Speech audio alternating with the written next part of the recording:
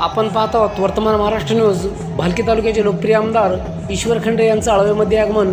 सायगाव सर्कलमधील काँग्रेस पार्टीच्या वतीने मेकर ते आळवे मोटरसायकल रॅली काढण्यात आली.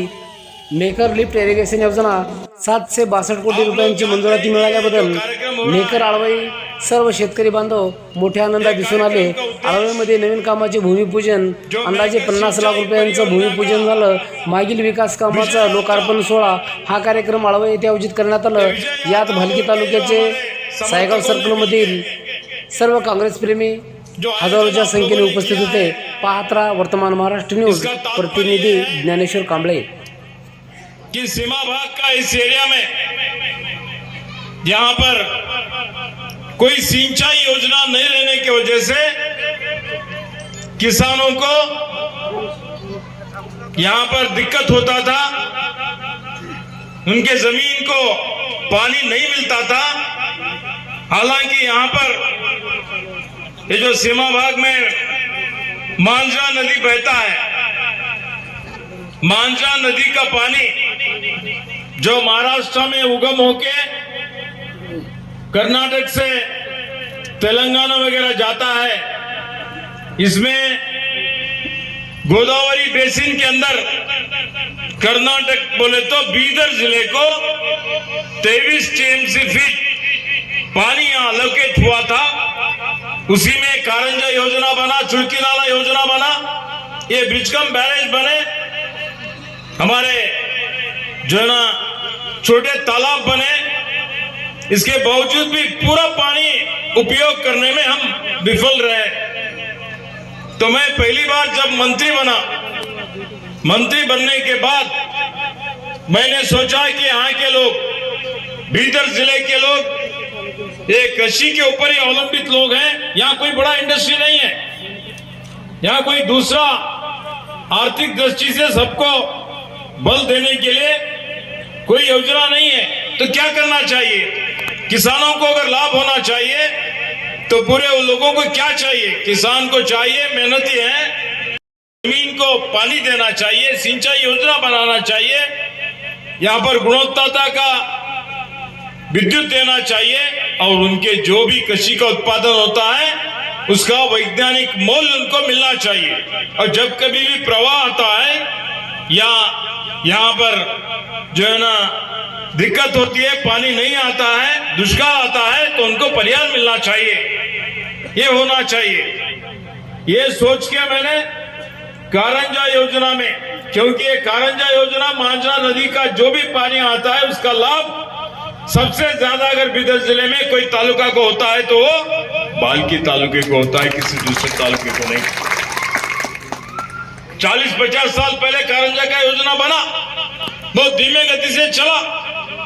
योजना पूरा होने के बावजूद भी कोई भी जो मुख्य कैनल था वो भी बराबर नहीं बनने की वजह से, मतलब वहां पर फर्शी डाले थे, जो कोई किसान लोग लेके चले गए, जो गेट डाले वो भी उखाड़ के लेके चले गए. जरा जलाशय में पानी रहने के बावजूद भी कहीं भी एक गांव के किसानों के खेत को भी पानी नहीं जाता था. तो मैं कांग्रेस की सरकार में वहां पर 500 करोड़ रुपए मंजूराती करा के 121 किलोमीटर तक मैंने कैनल बनाया, सीसी लाइनिंग बनाया, राइट बैंक कैनल और लेफ्ट बैंक कैनल में 31 किलोमीटर बना के आज कम से कम 50 से 60 हजार एकड़ जमीन किसानों के पानी, आज उनको पानी मिल रहा है. किसान लोग खुश हैं और वो लोग कल के दिन अपने आप स्वयं मुझे बुला के आप आना चाहिए, आपको हम सम्मान करना चाहते हैं, आपको हम बधाई देना चाहते हैं बोल के मेरे पास आए. और उनका आमदनी भी बढ़ गया है.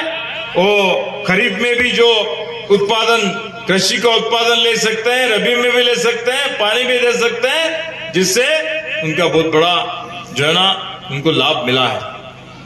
यही सब सोच के मैंने 2017-18 में कृषि के जो तज्ञ लोग हैं, इंजीनियर हैं, यहाँ पर विलास माशेट्टे बैठे हैं, अभी रिटायर हुए हैं यहीं पे, उनके हाथ से वो डबल ही थे एग्जीक्यूटिव इंजीनियर, और कई चीफ इंजीनियर वगैरह सभी लोगों को बुला के एक टीम यहाँ पर भेजा मैंने, किस तरह से उपयोग किया जाता है. उससे पहले कोंगली का बैरेज बनाए, बहुत बड़ा बैरेज बना आप लोग देख सकते हैं, वहां पर अभी पानी भी ठहर रहा है. मां बसोकलैंड के 15 जो ना जितने टैंक है तालाब है, तालाब भरने का जो योजना है उसको 380 करोड़ रुपए मंजूराती करवाए कि वो भी काम अब पूरा हो रहा है। उसके साथ साथ 1 टीएमसी फीट वाटर लिफ्ट करके ये जो मांजरा नदी से जब बारिश बहुत ज्यादा आता है, बारिश के टाइम पे वो पंप लगा के पानी लिफ्ट करके यहाँ पर एक रिजर्वायर बना के वहां से पानी स्टोर करके यहाँ के 12 जो विलेज है, 12 मतलब सभी गांवों को इससे लाभ मिलता है। वहां से 10,000 हेक्टर 25,000 एकड़ होता है। 10,000 हेक्टर बोले तो 1 हेक्टर को 2.5 एकड़ होता है। 25,000 एकड़ जमीन को यहाँ पर रहने का 40,000 एकड़ जमीन होना चाहिए पूरा सायगांव मेकर मिला के। तो ये 25,000 एकड़ किसानों के जमीन को पानी सिंचाई देने का योजना, इसका एक तांत्रिक दृष्टि से एक परिष्कृत हमने डीपीआर बनवाया, डिटेल प्रोजेक्ट रिपोर्ट, विस्तृत योजना वर्दी, वो तैयार करके जब मंत्री था तो 580 करोड़ रुपए बना था। उतने में चुनाव आ गया। चुनाव आने के बाद यहां पर जो है ना सरकार बदल गया, सम्मिश्र सरकार आया। तो मैं सम्मिश्र सरकार में आज केपीसीसी के अध्यक्ष डीके शिव कुमार सिंचाई मंत्री थे, उनके पास जाके ये बजट में अनाउंस करना बोल के हमारे मेकर लिफ्ट और बसवा लिफ्ट, बस कल्याण का दोनों लिफ्ट को 1-1, 2-2 टीएमसी फीट वाटर लिफ्ट करके एक सिंचाई योजना बनाने के लिए प्रस्ताव हमने दिया। देखिए वो मंजूराती भी हुआ। मंजूराती होके चालू करने से पहले क्या हुआ, सरकार गिर गया, पीछे से एमएलए को खरीदी करके बीजेपी अधिकार में आ गया। बीजेपी आने के बाद बजट में आने के बावजूद भी ये हमारा क्षेत्र है बोल के इसको रोक लगाए। लोग लूटपाट कर रहे हैं, वो केंद्र का योजना है, वो योजना क्या हो रहा है भाई बोल के मैं पूछे तो बात करने नहीं आ रहा, पानी पी रहे। मैं मकान मंजूराती किया तो मकान वो मंत्री को बोल के मकान का काम रुकाने का, अरे भाई लाना है, तुम लोग ही बोले थे 2022 को जितने लोगों को मकान नहीं है सभी को मकान देंगे, पक्का मकान बना के देंगे। बोले क्या नहीं बोले? अच्छा बोले जैसे चले क्या? एक तो मकान दिए क्या भाई? यहाँ ग्राम पंचायत मेंबर है ना, अभी हम लोग विधानसभा में गलाटा करे तो एक पंचायत को 30, 40, 50 मकान अभी भी मंजूराती पूरा नहीं हो गया। हो गया क्या? पैसे आए क्या? मैं जो दिया हूं देने के बाद ये सरकार, ये लोग जो बोल रहे हैं अभी आपके सामने आने वाले हैं चुनाव में, अब तक तो सूरत दिखाए नहीं, सिर्फ गाड़ियों में फिर के जो है ना ट्रांसफर करा के वो एक धंधा बनाने के रख दिए। पूरा कर्नाटक का नाम पूरा जो है ना यहाँ पर पूरे देश में बदनाम करके रख दिए। 40% सरकार भ्रष्टाचार आज जो चल रहा है पूरा कर्नाटक राज्य में नहीं पूरे देश में ही कर्नाटक का नाम खराब हो गया। कौन जिम्मेदार है भाई इसका? बताओ। काम तो नहीं है, कुछ भी नहीं है, धोखाधड़ी। फिर मैं करे सो काम ही मैं किया हूं बोल के बोलने का। ये योजनाएं हम बनाए, तुम बनाए थे। क्या योजना बनाए तुम? मैं अभी एमएलए नहीं था तो यहां पर दूसरे एमएलए थे, बाल्की में और हुलसूर में थे क्या नहीं? 2007 में योजना बनाए, माणिकेश्वर ब्रिजकम बैरेज का योजना बनाए यहां पर 2007 में योजना बनाए, झिरग्याल ब्रिजकम बैरेज का योजना बनाए, यहां पर चंदापुर ब्रिजकम बैरेज का योजना बनाए, गोडबोले गेट बिठाए जो कि फॉल्टी डिजाइन है, गलत डिजाइन है।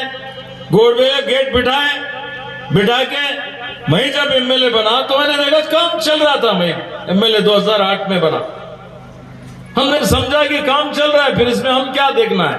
योजना पूरा जाना उसका ये विन्यास बनाए, टेंडर बनाए, काम चल रहा था। हमने सोचा कि काम उद्घाटन किए, बारिश नहीं था तो मालूम नहीं होगा। 2014-15 को मालूम होता है कि वो गेट बराबर नहीं है। 15 से हम कोशिश कर रहे हैं, इसको सीबीआई डालो, इंक्वायरी करो, जेल में डालो। 10 बार बोला हूं मैं, परसों भी विधानसभा में बोला, अन्ना साहब बोले क्या नहीं, परसों भी बोला मैंने। ये तीनों ब्रिजकम बैरेज फॉल्ट होने को कारण आपको मालूम होना चाहिए, ये बीजेपी के जो पहले विधायक थे, ये लोगों की जिम्मेदारी, इनकी गलती की वजह से ये पूरा जाना खराब हो। इन्होंने जो पाप करे वो पाप करे, सो काम वो सीधा करने का काम मेरे ऊपर आया है। वो कर रहे हैं। अरे भाई मैं रोड बनाया अच्छा बहुत दिनों से जो पेंडिंग था मेकर लिफ्ट सिंचाई परियोजना उसका हमने मेहनत करके परिश्रम करके सरकार के ऊपर दबाव डाल के 762 करोड़ का इस योजना का हमने मंजूराती करवाया है और कभी भी टेंडर होकर प्रारंभ होने वाला है। इस खुशी में हमारे समर्थक लोग और साईगांव में करके जिन जिन को इससे लाभ होने वाला है किसान लोग मुझे यहाँ पर बुला के आज सम्मान किए हैं, सत्कार किए हैं। मैं उनका आभारी हूँ। मैं उनको विश्वास दिलाना चाहता हूँ कि आने वाले दिनों में जल्द से जल्द योजना को प्रारंभ करके जितना जल्दी हो सकता है उतना पूरा करा के इस भाग के किसानों के लिए उसको लोकार्पण किया जाएगा।